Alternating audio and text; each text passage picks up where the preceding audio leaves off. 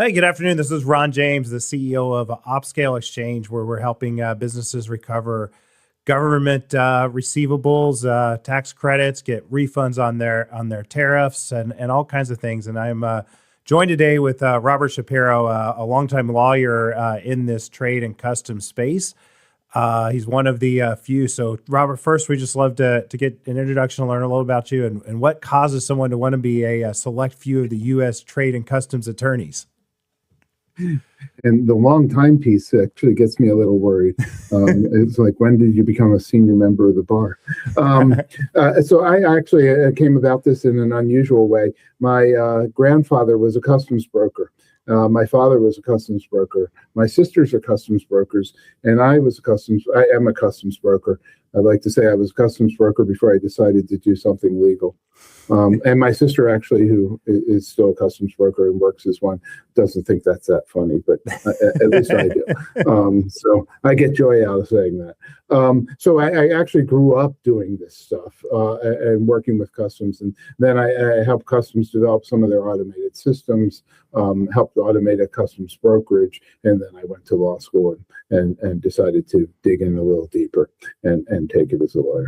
Nice. So that's really the short of it. Yeah, and there's very few of you that actually went to law school to become a trade and customs broker, correct? To practice in customs law, I think there's going to be a lot more of us now after this administration. But there aren't a lot of us who do this, and certainly not at the level I think that we do at Thompson Coburn, where we've been. We're deeply steeped in this, and this is what we do. We develop specialized tools to do it. We work with clients to figure out how to deal with these tariffs as they keep changing. It's funny that you say this administration. We were joking in the car Monday when I was getting into Chicago about the smoke coming from Canada, and there's going to be a tariff on that. And literally 30 minutes later, USA Today came out with an article that there was a tariff now put on Canada. And so I was just like, I immediately texted somebody. I was like, man, this won't stop, I don't think now. So, yeah. And the tariffs were originally threatened to be on Canada because of the smoke.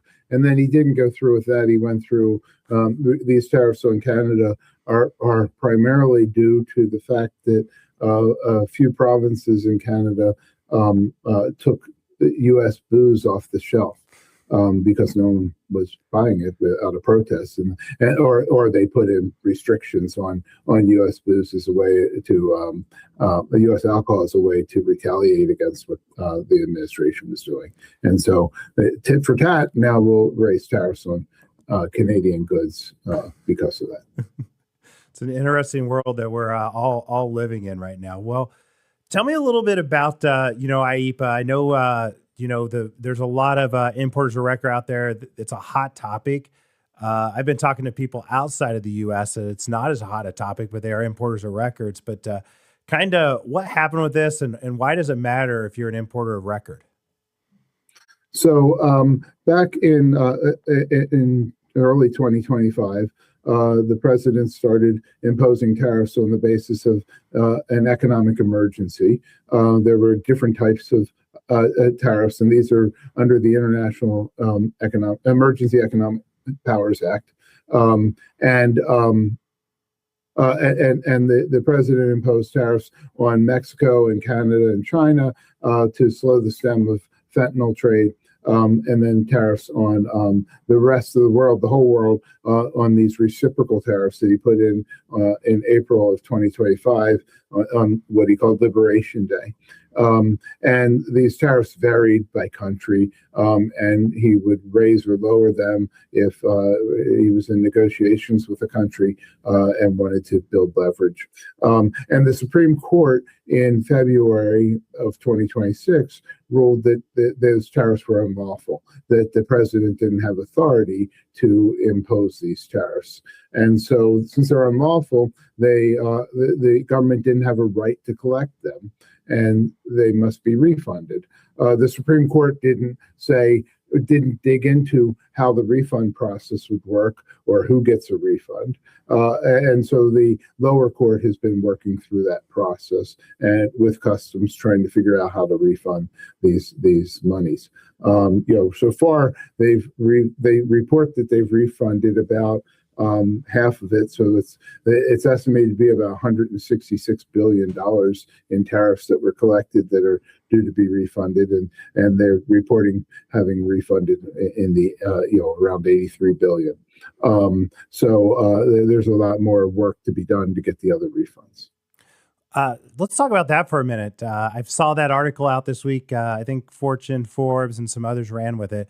Some of the folks in my network believe that the number may be a lot bigger than the 160 billion. Do you think that that's the actual number of refunds, or do you think that there's more out there?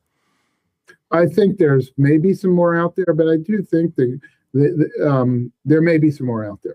The government does know what that number is because the way these are reported. But I don't know if certain tariffs paid on certain types of entries, whether that's accurately collected, whether they know that information. But I think 166 billion is probably about right to think about it in terms of what's actually recoverable. Okay. Talk to us about, I see a lot in the news about, this phase 1, and I think phase 2 just came out, and then everyone's waiting on the phase 3 process. What are the different phases? What do those mean? And how do those impact me if I'm an importer of record? So I got to go back, kind of start with the process of importing. So when you import goods, you file what's known as a customs entry, and that gets your goods released. 10 days later, you file an entry summary, which calculates the amount of duties owed, and you pay those duties. Then the government has up to a year to review the entry and finalize it. And that finalization is called liquidation. That's important as we talk about this further. So the term liquidation gets thrown around a lot, and people are like, I just don't want to hear that term. I don't know what it means. It really is that customs is through their process and the entry's final. Now, notwithstanding the fact that I said liquidation is final, customs has 90 days after liquidation to reliquidate if they determine they made a mistake. And so phase 1 of this CAPE process, it is called, which is the consolidated adjustment of and processing of entries, or administration and processing of entries process. Phase 1 dealt with entries that were either unliquidated, so that means they were filed less than 314 days roughly ago, or had been liquidated for less than 80 days, which is within that 90-day period that customs has for the reliquidation of entry. And customs would refund those duties based on a claim in phase 1. And in that claim, you would give customs your list of entries that you think have these tariffs on them, or that you know have these tariffs on them, that aren't excluded from the process for certain reasons. And they will process those and issue the refund. So that's phase 1. There's another process within customs that's called reconciliation, and that's when you don't know something for certain at the time of entry. Generally, it's about value, and you don't know something at the time of entry, and you tell customs, you give them an IOU and say, I'll fix this issue within a period of time, depending on the issue, but it's usually about 21 months. So you flag that entry for reconciliation, and it removes that issue. So phase 2 allowed you to process entries that were flagged for reconciliation. Those couldn't be processed in phase 1. Customs just hadn't developed the capability. In phase 2, they developed that capability. So that was a subset of entries that were either unliquidated or within that 80 days of liquidation. Phase 3 has to do with entries that are beyond that 80-day period, but is only applicable to entities who filed a complaint at the Court of International Trade.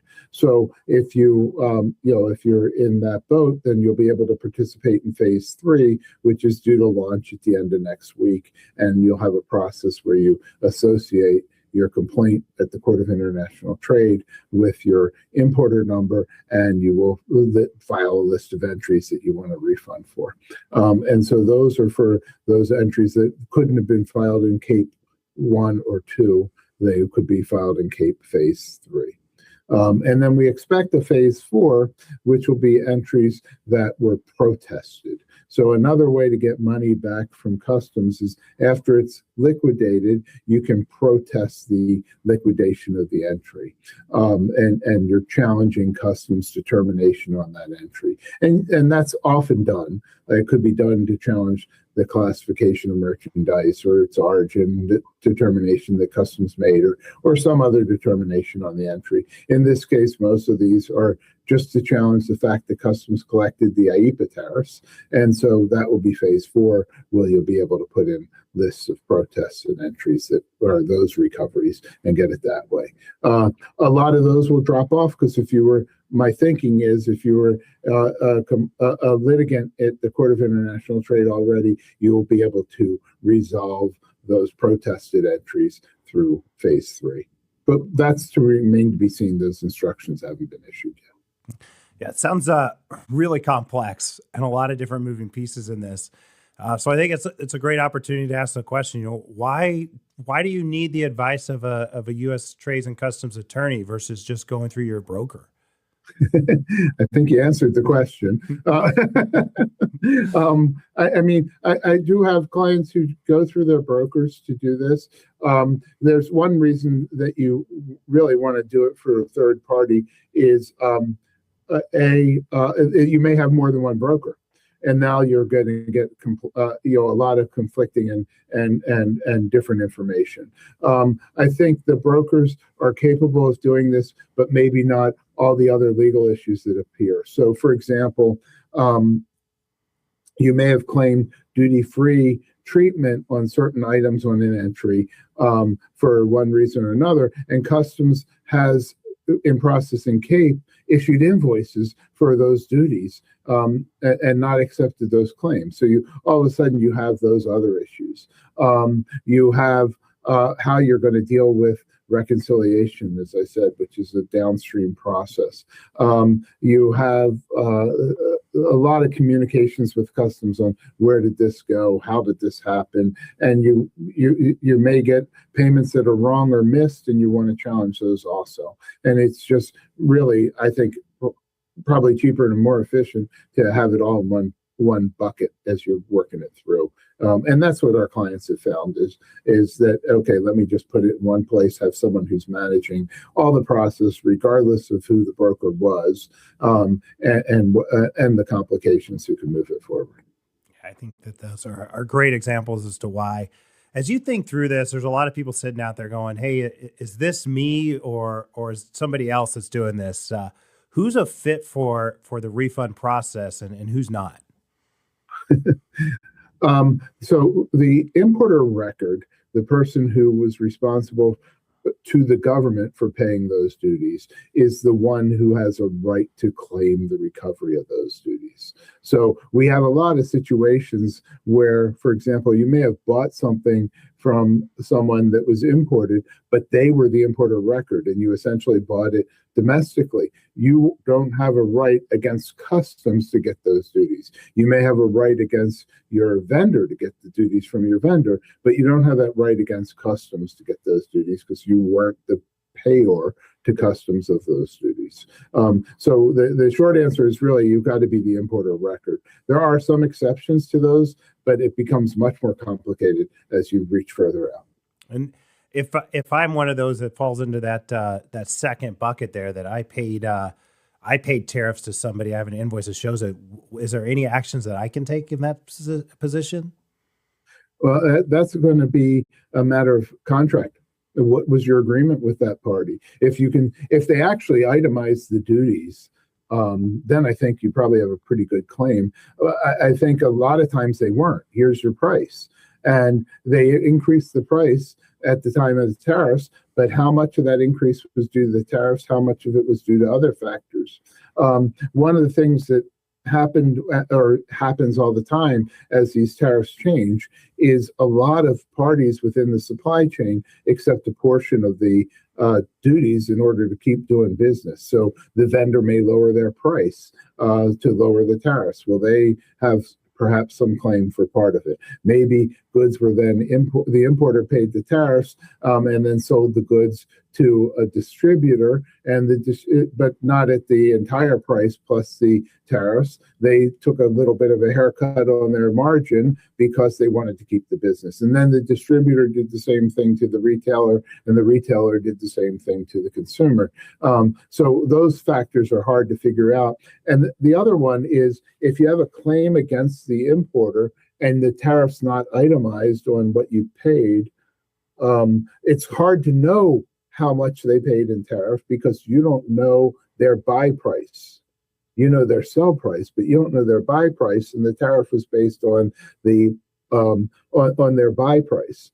So I think what happens in most of these cases, it just becomes an issue of negotiation. You do your best estimate of what their tariffs would have been, so you have your negotiating position, and then you're negotiating with someone for a portion of those tariffs or some other compensation that recognizes that you paid part of it. Sounds like if I'm in that boat, I might need an attorney as well. Yeah, I think so. I think the problem with these tariffs is there's a long tail. These things we're going to be dealing with these IEEPA tariffs and issues around them for a while yet. Well, walk us through the pathway at a high level. Just tell us what actually happens between I think I qualify and the resolution. So once you think you qualify, the first thing you need to do, well, let me say something first. You have to take an action if you want money back. It's not going to magically appear without taking an action. And so then it's a matter of figuring out what those actions are and to take those actions. But the first thing you need is an account on Customs Automated Commercial Environment. If you don't have one, you need to apply for an account on Customs Automated Commercial Environment. That's the system of record that shows what you've paid in duties, that allows us to do the analysis of what the recovery is and which phase and how it's going to be processed. So that's really really essential is you need an account on ACE. And then ACE also has a system where you have to put in bank information. If you want a refund, it's only going to be issued electronically. So you need the ACE account at the very least so you can put in the banking information so Customs has a place to send the refund. Otherwise, the refund's going to stay in limbo. And then once you do that, I would say you contact someone who knows the system and knows these reports and can run the reports and figure out your best strategy. There are a couple things that you would certainly be doing. The first one is filing on this CAPE process for anything eligible for the CAPE process, because that's easy, relatively easy. After the analysis is done, it's relatively easy, and it's going to be processed and a refund's going to be issued.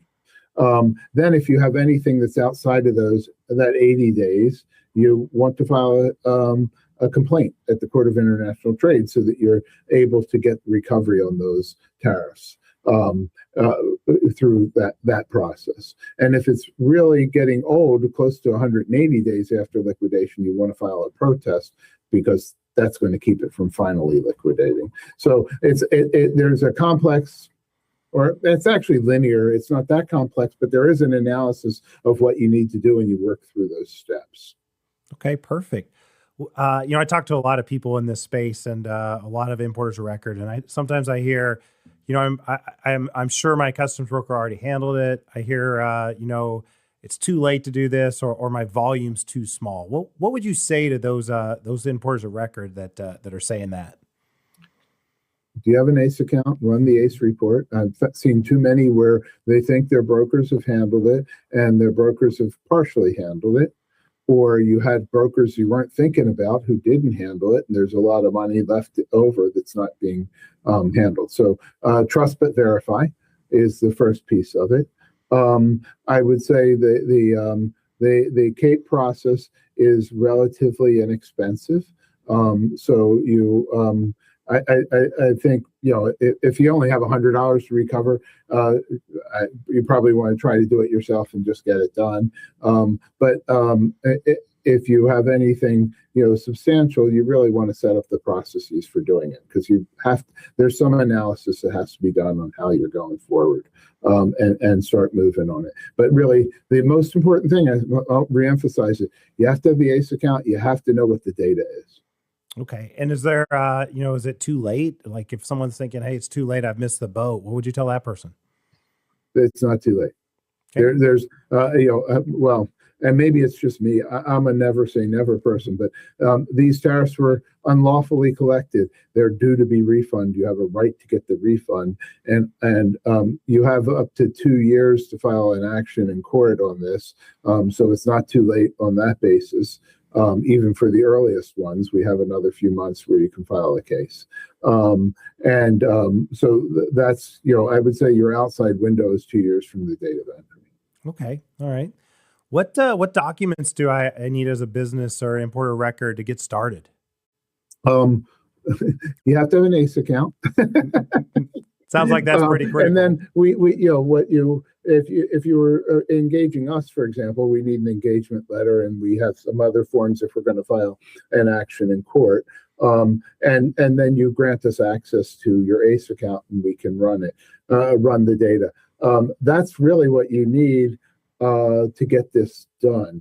That's not what you need for customs purposes in general. You may need the backup. Customs could always ask for copies of customs entries and supporting documentation. But in order to make the refund, that's really straightforward. You don't need a lot. Nice. What, I've been in this space for a little while, and I remember being one of the early adopters in the ERC program and helping small businesses reclaim their employee retention credits. And I know people are a little skeptical because there's a lot of people out there right now on the internet that are now brokers or claim to be in all kinds of different places. What should importers of record, what should they be skeptical for when someone's pitching tariff refund services? What should they be looking for? Valid support, and they know what they're talking about. I've seen a bunch of these. There's one that's going around that looks like it's coming from customs. Even they've branded themselves with IEEPA refunds, CBP IEEPA refunds. You don't want to hand over this data and this recovery to just anyone. You actually want to know that they know what they're doing. I think the reason you want to be with either a customs broker that you've been working with, that you know well and like, and that's who you've been working with, and you can trust. And I wouldn't say that's true of all customs brokers, even if you've been working with them. But you want to have a trusted party. I think the advantage of a lawyer is that, we have an ethical responsibility that, I'm not going to threaten my license on trying to play games here. I just want to figure out what I can do to get the money back for people. So those are the pieces you need to look at. The data that is in ACE is relatively business proprietary. I mean, I look at ACE, I know everything you've imported and what you've declared and how much you've paid in duties and all those pieces of it. And so you want to have someone who's going to have that confidentiality obligation also. Nice. That makes sense. Yeah, I think that ethical piece, I've used lawyers when we did tax credits, and that was the one thing I would always tell people, look, there's an ethic. They're not doing something just to do it. They want to make sure they solve your problem, but they do it within the guidelines that keeps them ethical, because no one's going to risk their license to help someone. That just doesn't make sense. And not regardless of how much I love getting money back for people and getting money out of the government and getting it back for people. It's one of my favorite things to do as a customs attorney. Yeah, I think that's the space is so great, not just tariff refunds, but taxes and everything, and helping these small businesses that don't have these resources to be able to recover that stuff and file those refunds and get the maximum refund that they can get on these tariffs. I think it's important that people understand that, and it's money that's owed back to them. It's not money that they're taking from anywhere. It's money they already paid that's owed back to them. Robert, I read recently that 80 to 85%, this is a U.S. Customs number, of valid refunds never get refunded by U.S. Customs because small businesses just don't, or importers of record don't ever file for them. They don't know about them. They don't ever file for them. And so I just like to get your comments on that. Like what, I mean, it feels like we talked about, hey, there's a tariff in Canada now, and this administration is doing a lot of tariffs. People are going to be more aware of certainly now after the IEEPA stuff. But what are your thoughts on why people miss these refunds and don't take advantage of them? I think there's a couple of reasons. I think the biggest one is people don't understand the import process. They think of their customs broker as a black box. It just magically they order something. They think it goes through their broker. It's a black box and it arrives at their doorstep. And so they don't think about it that way. They don't think of a process they engage in. I think there's some resistance to deal with the government, or you want to just hide behind, be below the radar. I think there's some instances you don't even know if the information you've been doing on your customs entries is correct, and so you have some concern of customs taking some action that would be against you, and so I think that happens a bit. I think the trade has become very complicated, and for small to medium-sized importers, it's a challenge. But I think it's a challenge that is best dealt with directly than it is sort of indirectly. I believe in sort of the Don Corleone method of compliance. That's what I refer to it as, which is you keep your friends close and your enemies closer. And I'm not saying that the government's your enemy, but you're better off knowing who they are and them knowing who you are and dealing with them straight. That sounds like some very good advice. Well, Robert, I know we're at time, so thank you so much for spending time with us today. I really appreciate it. I think you gave a lot of valuable information, so thank you for joining us. And Ron, one other thing I'd just like to throw in. What I have found also with a lot of clients, as you go through this process, you may find other ways that you can save money. You may be misclassifying something and you just didn't know it, and it classified under a different provision, and all of a sudden you can save a lot of money.